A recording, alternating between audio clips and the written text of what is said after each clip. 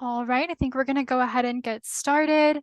Good afternoon, everyone. Thank you all for being here today for the second session of our Neighborhood Engagement Toolkit. My name is Logan Pace. I am the Community Initiatives Coordinator here at NYC Service. I am also joined here today by my colleague Tiffany Tucker Pryor, who is the Deputy Chief Service Officer at NYC Service. We also have Jennifer Ramirez, Luis Taveras, and Kira Sutton Agnew, all from NYC Service here to support.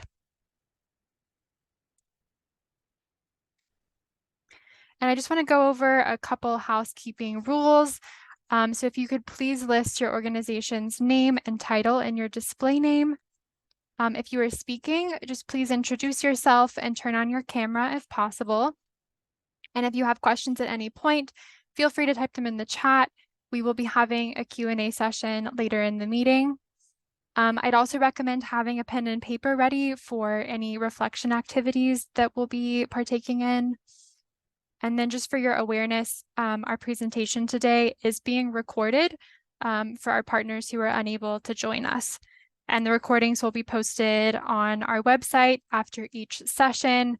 Our first session is already on our website if you want to go take a look at that. And our agenda for today, so we have our welcome and introductions. Then we're going to have an NYC Service overview and website overview. And then AmeriCorps programming information.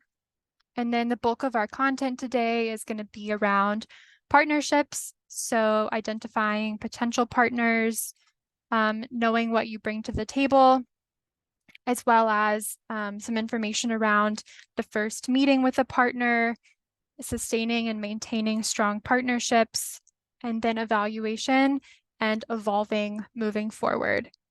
And then, as I mentioned, at the end, we will have a Q&A. And now I am going to talk about NYC Service and give you a little bit more information on who we are and what we do. So our mission is to provide meaningful access, opportunity, and resources for communities to really come together and answer the call to serve New York City. And our vision in that is that all New Yorkers are united by service, and together we can build a culture where New Yorkers uplift one another and take responsibility for the success of our city. And now I'm going to turn it over to Jennifer Ramirez, who is our Digital Engagement Coordinator, to talk briefly about our NYC Service website. Hi, everyone. It's nice to see some familiar names in the chat. I'm going to explain the website, like Logan said. Can we move to the next slide, Logan? So our website is one of our greatest tools for you to be able to manage your volunteers and to put your opportunities out there so New Yorkers can register and help your organization. The registration process is very easy. It'll take less than 5 minutes. And later I'm going to show you how that goes.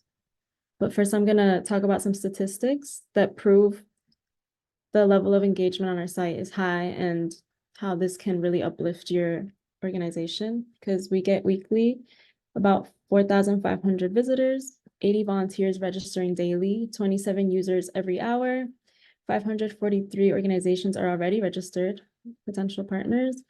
We have 175 volunteer opportunities currently on our site and 37 in-kind donation requests.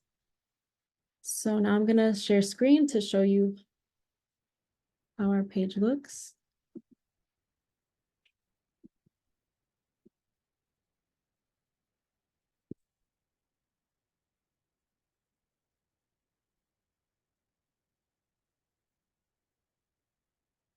When you log into our website, it's going to be nyc.gov/service or nycservice.org.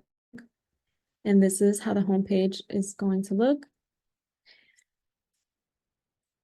To register, you're going to click here, register as an organization, and you're going to have to fill out a form. Like I said, it's very easy, 5 minutes. Just make sure that you have a federal EIN number to input. Once you've submitted, you're going to have to go through a 1 to 3 day approval process. So once it's approved, you're going to be able to access the partner portal, and that's where you'll be able to upload your volunteer opportunities and contact the volunteers that sign up for these projects. Just a brief overview of our homepage. The serve tab is where all of the people who register on our site are going to go to search for your opportunities. And then the organization tab is where you're going to access your partner portal once you've been approved.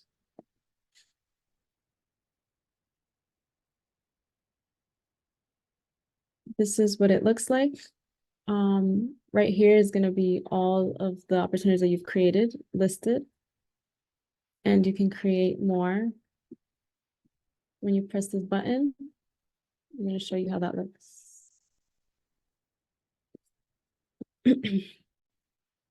So you're going to have to fill out this form. You click the schedule type and the registration type. Basically, when it's a sign up registration type, the person who registers for this opportunity is going to automatically be signed up, and they don't have to go through a vetting process. However, the other type of registration and scheduling types, you will have to look individually at each person and either confirm or deny them for this opportunity. Once you've clicked all this and entered all your information for the opportunity, you're going to click next, submit, and it's also going to go through a 1 to 3 day approval process, and then it'll be live on our site. I'm going to show you what that looks like.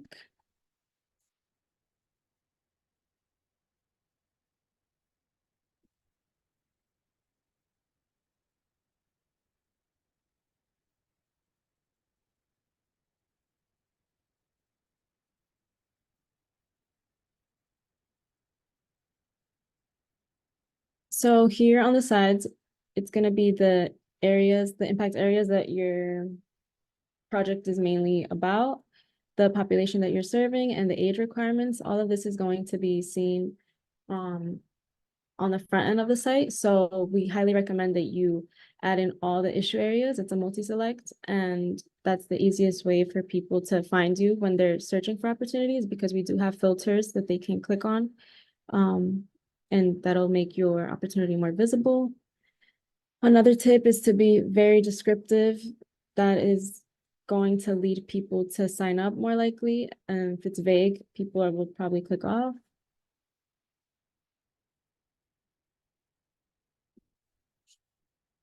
Some other things that you can do through the partner portal is look at the contacts. And here you're going to see a list of all of the people that have either expressed interest or signed up for your opportunities. And when you go in to each one, you can individually email them. This is ideal for if there's like a change on the project description that you want to alert them. But other than that, once they've been approved for the opportunities, they get an email triggered to them automatically. So this is just if there's any additional conversation that you need to have with a volunteer.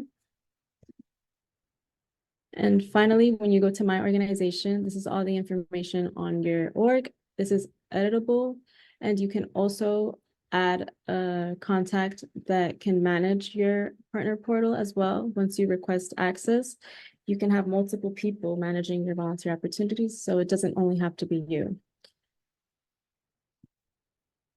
And that's pretty much it. If you guys have any questions when you are registering your organization, I'm going to put my contact information in the chat and you can reach out to me. Thank you.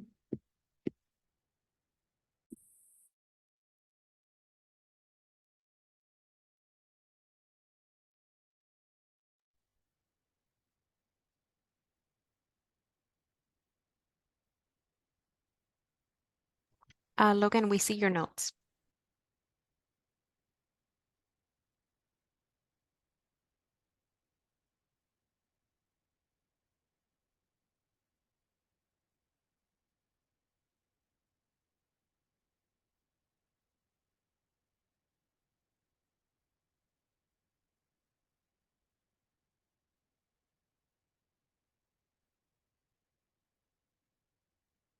All right, so I'm going to turn it over now to Kira, who works on our AmeriCorps programming.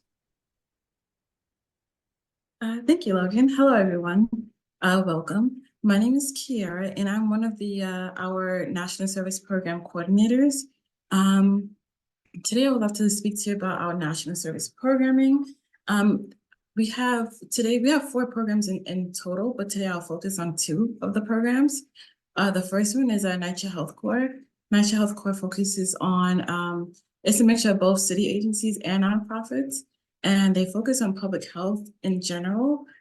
And all members must be NYCHA residents, and the goal is to reach out to more NYCHA residents and expand and spread the knowledge of health on different health topics. And then on the other hand, we have New York City Civic Corps, which is most full of just nonprofits, and the scope of the work is volunteer programming. And so it's just growing the organization's volunteer base.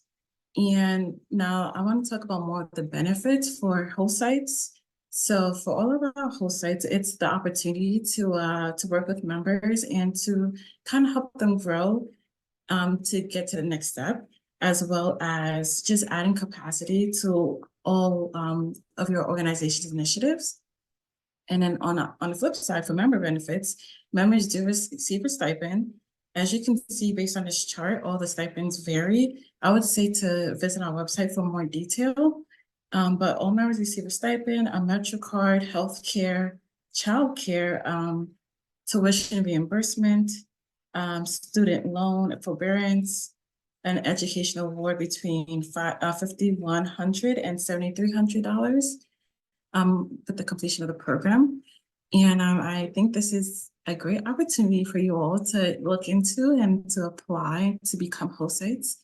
And our deadline is February 16th. Again, that's February 16th. That's next week, Friday. So please apply. And to apply, you can visit our nycservice.org/host_AmeriCorps, which is here on the slide, but we'll also drop it in the chat for you. And then if you have any other questions, you can reach out to our recruitment coordinator, Joanne Villacrez, and we can provide her that email address as well. But thank you all. Thank you, Kira, and thank you, Jennifer. And I just want to reiterate that if you have any questions for Kira or Jennifer, feel free to drop them in the chat, and they will try to respond. They can also just drop their emails in the chat for additional questions that might come up later on. We do have one question in the Q&A. Do we have time, Logan? Sure. This is for Kira. If an institution did AmeriCorps, could we select the community the NYCHA participant came from? So I'm going to put it in the chat as well, so that way you can see. Were you a host site for the NYCHA Health Corps program? Or I'm sorry, I just need a little more. Yeah. You can unmute yourself, I think would be better, and just ask. Sorry, it took me a second to come off mute. No, I'm just wondering, because it sounds interesting, but I'm wondering, like if we were to partner with AmeriCorps, we would be really interested because we're based in Harlem to, I guess, market it to NYCHA residents who live in Harlem. But I'm not quite sure how the selection process works. Like, will we get AmeriCorps members who are coming from like a place that AmeriCorps chooses, or could we? Right, it would I be. think you get what I'm asking. Right. So all members that are underneath NYCHA Health Corps, so it'll be a member that lives in a NYCHA resident. It might not be Harlem specifically, but it would be one of the NYCHA residents, or it could be a NYCHA Section 8 holder. We can't specifically choose which borough per se, but I think it would still be a great way to connect members with residents in your neighborhood. Thank you for that. Yes, please apply. No problem. Great. Thank you, Kira. All right. So just for the sake of time, I'm going to keep moving along to the bulk of our content for today. So our objectives for the session today, We really want you to learn how to cultivate innovative and successful partnerships. Also being able to identify potential opportunities for partnership.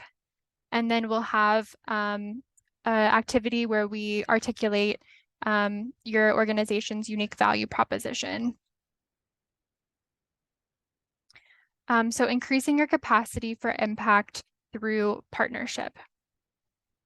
So today we want you to be able to know what you bring to the table, listening with intention and leading with transparency, fostering collaboration through open communication, and how do you develop, those communication and active listening skills.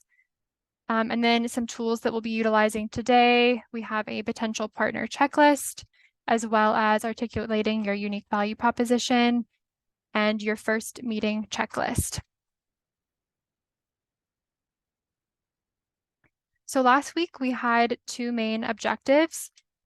So we talked about evaluating your community's needs and assets, and then looking more internally at your organizational strengths and opportunities for growth.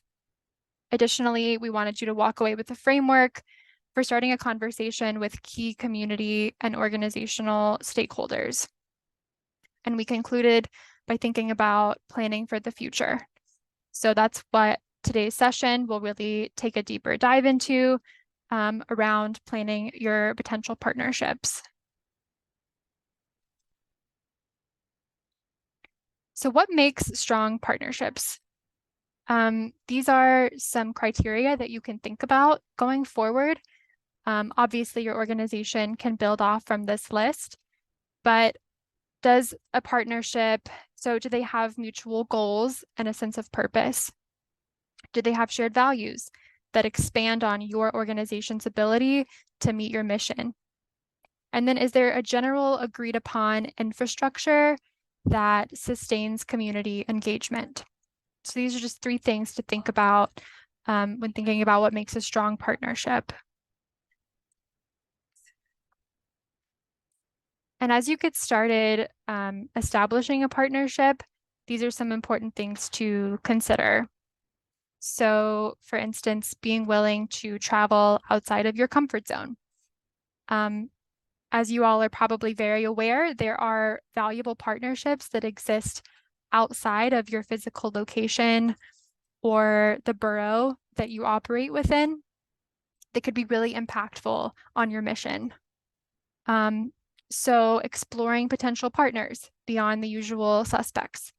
So an example of this would be that if you're looking to engage in work supporting asylum seekers, that might require that you engage with new partners who are more experienced with this population or who have the established rapport already with this population.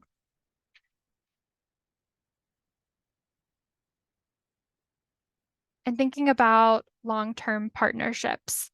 So long-term partnerships are often much more efficient and effective.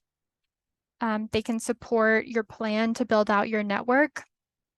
Long-term partnerships also speak to the legitimacy of your work, the work that you're doing on the ground to support the community. So it's important to evaluate a partner's long-term potential. And you can do this by looking at a variety of factors. So some things to consider when you're evaluating whether or not this is a long-term partnership is looking at the staff size. So looking at both full-time and part-time staff.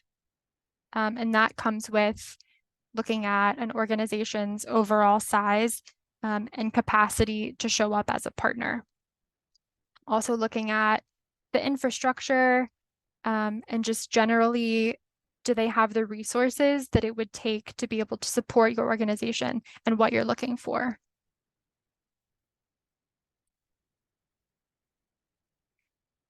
And so identifying potential partnerships. So there are a few networks and general areas to consider when you're thinking about potential partners. So as we've talked about quite a bit, Our office has an expansive network of nonprofits to help support your organization's mission. Our website, for example, as we heard from Jennifer, has hundreds of volunteers looking for service opportunities. It also has hundreds of registered organizations that are looking for partnership. So that's one really valuable resource right there, NYC Service website. Additionally, your own personal and community network. So the network that you've already built up, maybe reevaluating organizations that you've overlooked, and really honing in on the ones that can be beneficial to your mission. Also attending virtual or in-person meetings, much like the one today. This is another effective tool for connecting with potential partners. And I just want to kind of get the reflection going a little bit. So some important questions you can ask yourself when you're making connections. Are the organizations you're considering serving similar populations? So if you want to focus on serving immigrant populations or families or older adults, does that partner organization have the same population that they'd like to serve? Also asking yourself, how can you leverage another organization's network to expand your own organization's reach? Also thinking about where are the gaps in your programming? How could a potential partner fill in those gaps or meet your needs? So we really just want to get, the reflection going, but we highly encourage you to connect with one another after today's call. And so you can just drop your information in the chat, and this chat will be saved going forward. But this is a really great way to leverage the resources within this room.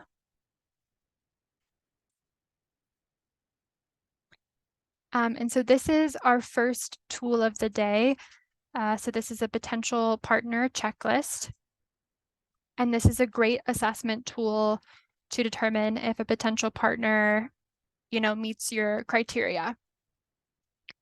So I would love for everyone to just take a few minutes to reflect here, and maybe think about, what jumps out to you from this list that would be important to your organization, and identify maybe 3 of these kind of checkpoints. And as you're brainstorming, I want you to make sure to reflect back on our first session where we discussed strengths and limitations. Also, how can a potential partner aid your organization or your community gaps? So just keep those in mind as you're brainstorming. And I would love to turn it over to all of you to hear from a few people. What are your top choices for what you look for in a partner? And feel free to drop it in the chat too, but you can also unmute yourself.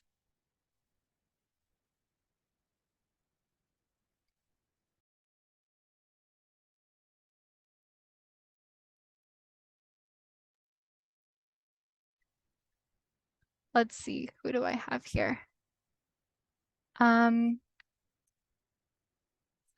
Emma or let's see, Andrea? Is there anything that stands out on this list as something you would look for in a potential partner? I would say the first one, demonstrated knowledge of issue of area and the community, because of, especially with whatever we're doing, or our focus of whatever the program is, I need them to have an understanding of why we're doing it and why we're focusing on this topic or volunteer project. And then connections to the community and contact list. There's no point if we can't get it out there, and if they have that niche and know exactly who would actually want to come and do whatever project or event that we have going on, that's always really helpful. And then my last one is willingness to collaborate and flexibility in planning, because anything that will happen can happen. you can plan all day, but something always happens. And then I'm at Snug Harbor, so we have 83 acres. So a lot of things can happen in that moment. Or especially when we're in the height of the season, there could be 10 events happening at the same time, and not all of them is with our organization. They're also with other orgs that are on the ground. So being flexible is very, very helpful for us. That we do have plan A, B, C, and D. You know, things happen.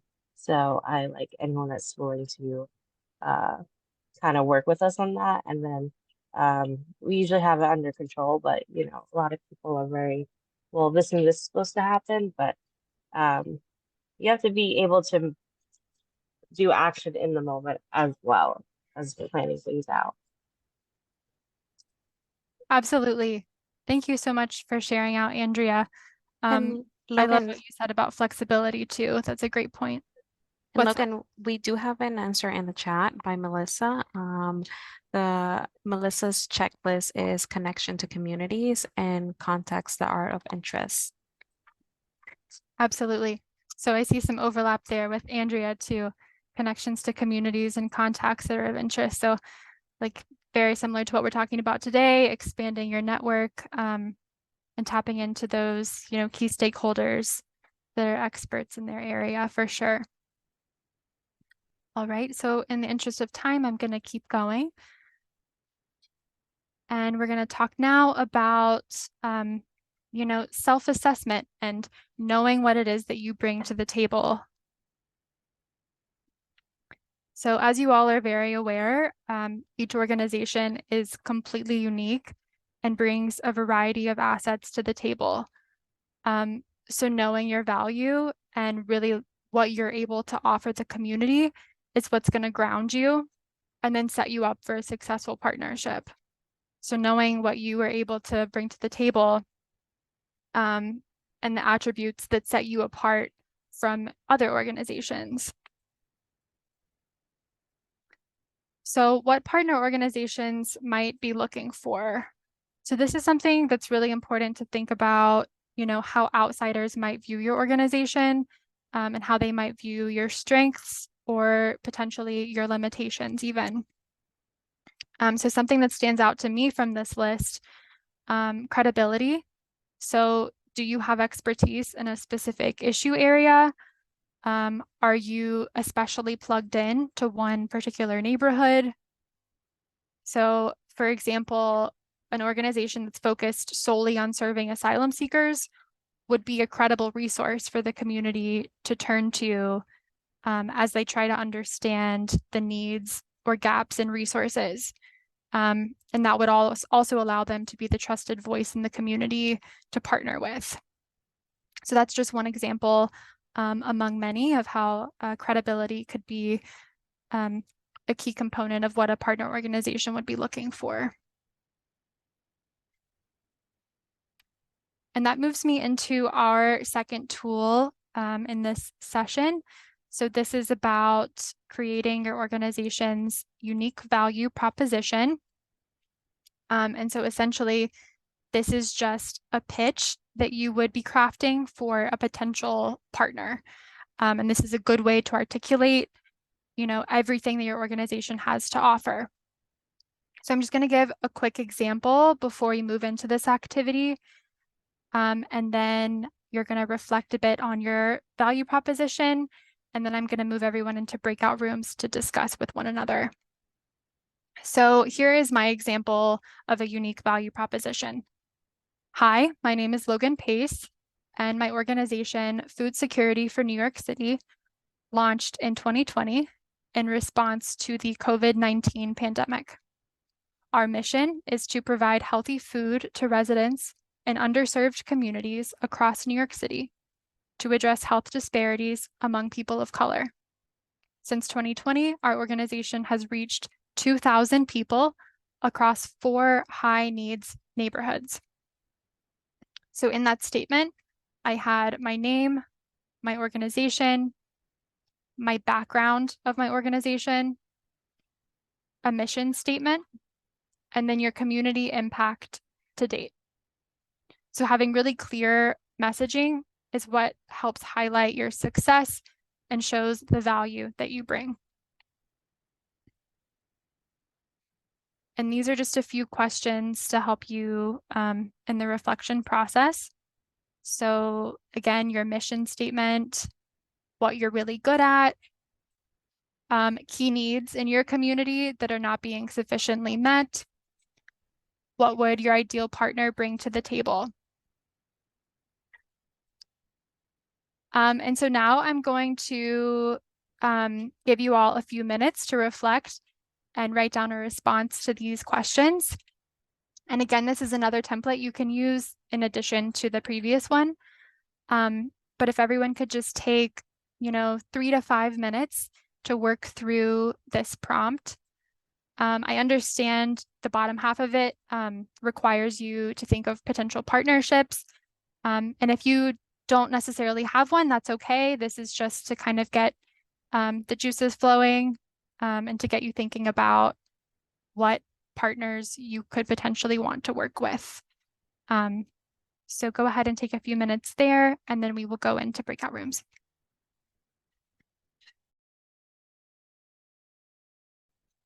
All right, so I think that's been enough time.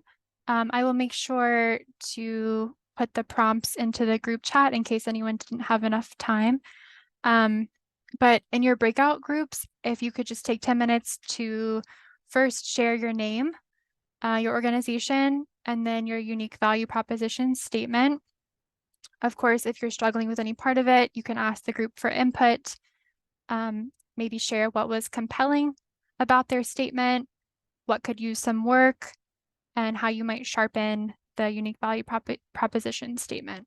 So I'm And going hi, to go ahead everyone. and put you into rooms. So Logan, before we put everyone into rooms, I have a quick question. Do people want to be placed into rooms, or would you prefer just to share out into this larger group? Any thoughts? Hello? I think the breakout rooms could allow for some more Dialogue? centered conversation, dialogue, yeah. Okay, no problem. If no one's up for that, then, and one person said larger group in the chat. Okay.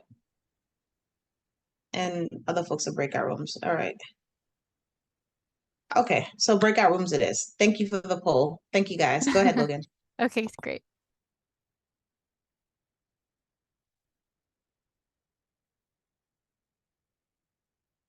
All right, welcome back, everybody. I hope that was constructive. So I would love to hear from a couple groups on how that went, maybe what you talked about, any advice you got from your colleagues.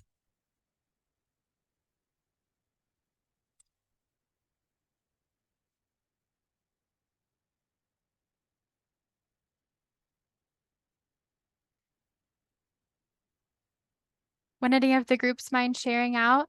Let's see. I see Bryant from Fresh Youth Initiative. Oh, I'll share out really quickly because I have to leave in 5 minutes. Okay, great. Thank you. We were hoping to have the prompt in the breakout group, but we didn't. But one of the things we talked about was what is one thing that we do well that we would need to make sure definitely goes into our value proposition statement. And Andrea, would you like to share the name of your organization and the one thing that you guys do well that would definitely need to go in? So I am at Snark Harbor Culture Center and Botanical Garden, and I said one of my things that we do best is having like the actual space of our property of 83 acres, and then also trying to be reactionary to what's going on in the community and providing events and things that correlate with that. And I mentioned having our first Juneteenth when I first started, and now we're on our third one. So things like that, just adding to what we could provide and have for the community to enjoy. Yeah, and the one thing that I shared was, at least for the Apollo, was just being an economic engine. Us just being here, thousands of people come to Central Harlem a month to attend programming here. And so, for instance, we're looking at revamping partnerships with local restaurants in Harlem. And one of the things that we can deliver in value is in the month of November in 2022, we had over 2,000 people from Amateur Night alone. This is not including all of the other programming. This is just one program that happens every Wednesday during November.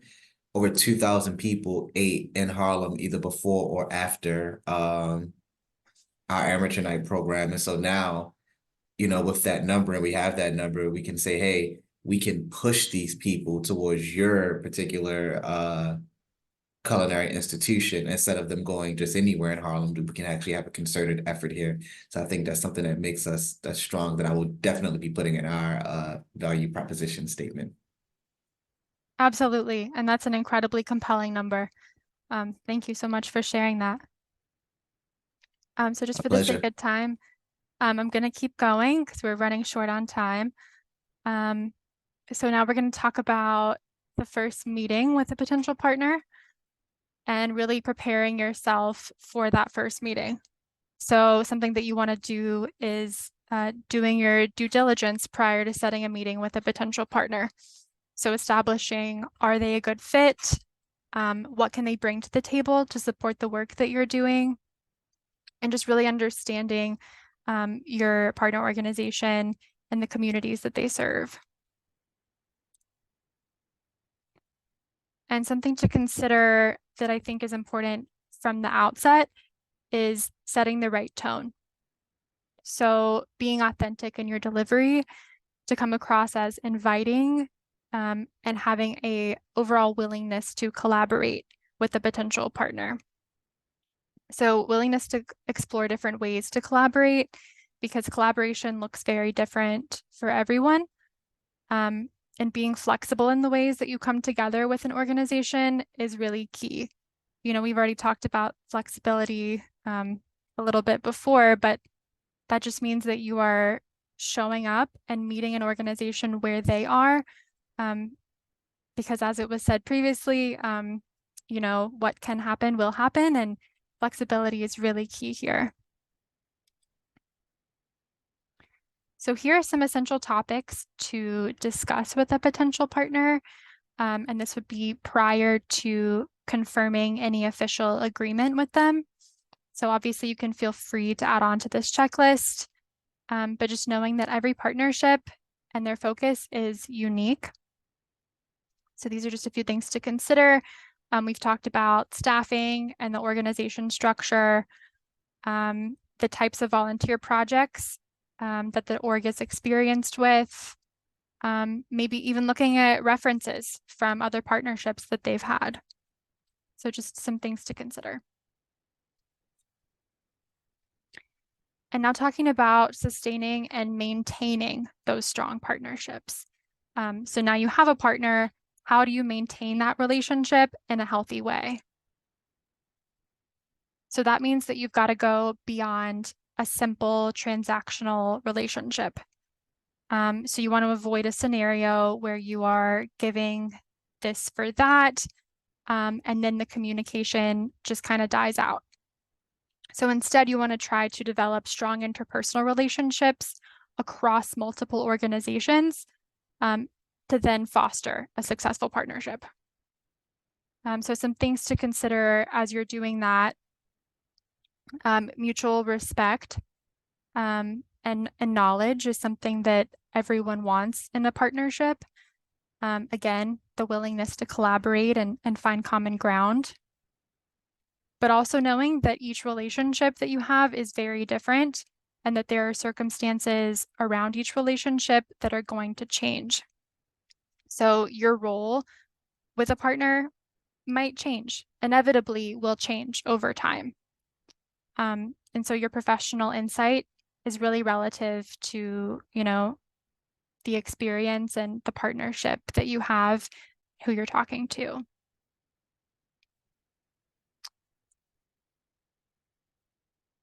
And just something that I think is really critical, how you engage with your nonprofit partner is just as important as the outcome of your partnership.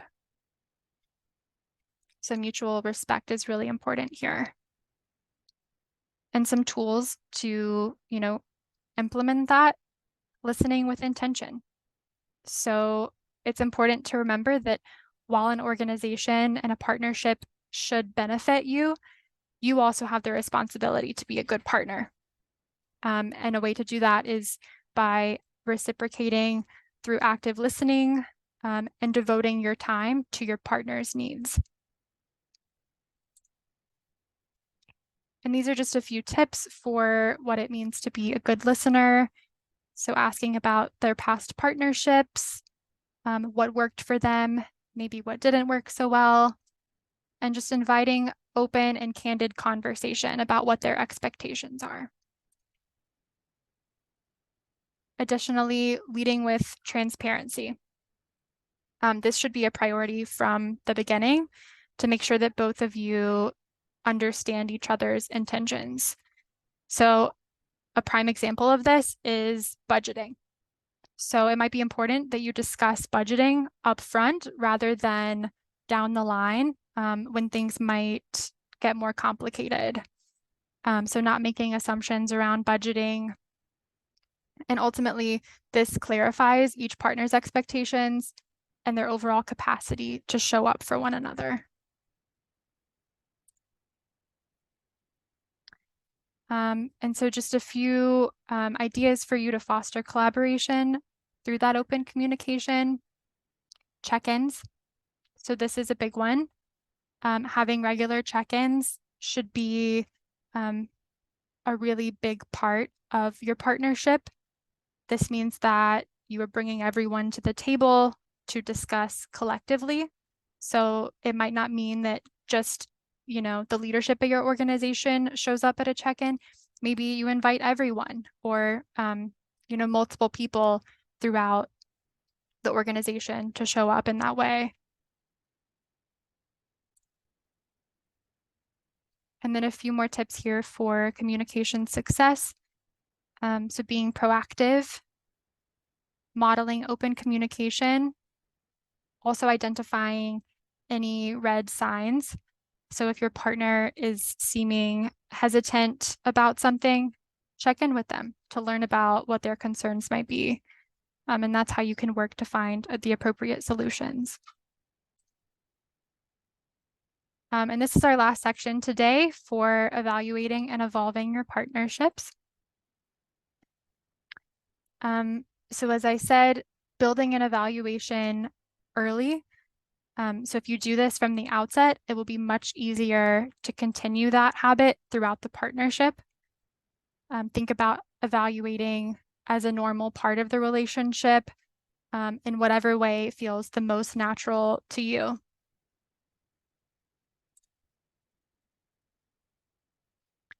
We also want to talk about measurement as an evaluation tool.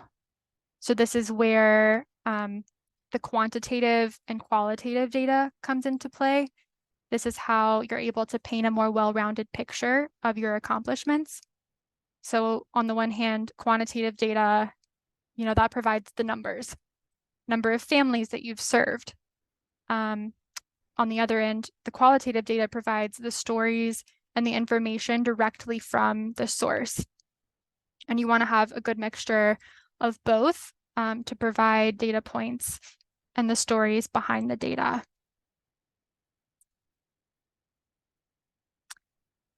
And so once a partner is established, the relationship still has to be maintained.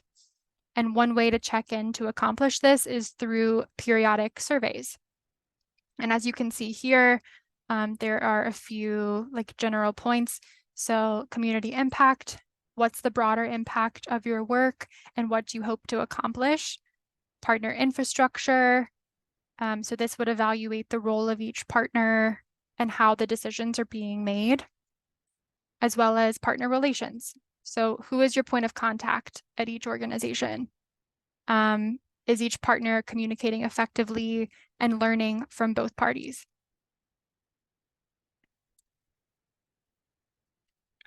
And finally, reflecting and evolving.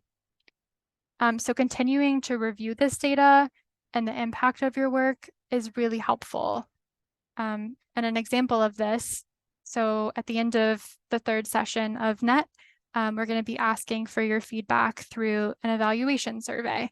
And that's how we're able to kind of reflect on what we've done and how we can improve, our systems and our programming moving forward.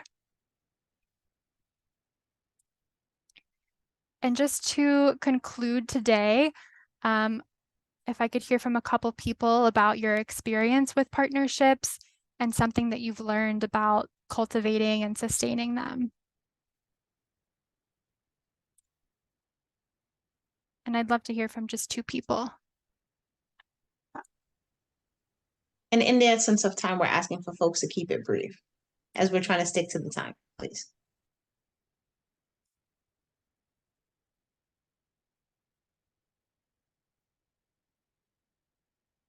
Let's see, Lily or Sarah, or someone that I haven't heard from, would you mind sharing out?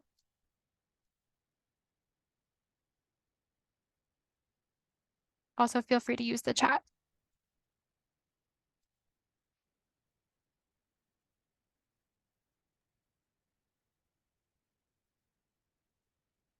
Sophia?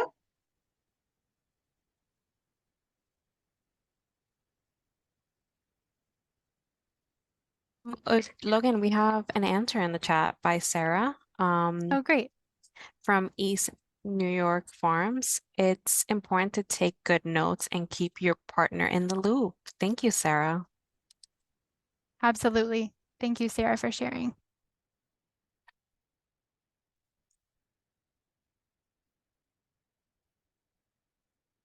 And I see that Lily said that she's learned the value of having explicit next steps at the end of meetings. Absolutely. So you can do all of the reflecting that you want, but making sure that you have those next steps for where you're going and what your goals are is really crucial. Thank you, Lily. So this concludes our second session of NET. I'm happy to answer any questions that you all might have. And feel free to utilize the chat for questions as well.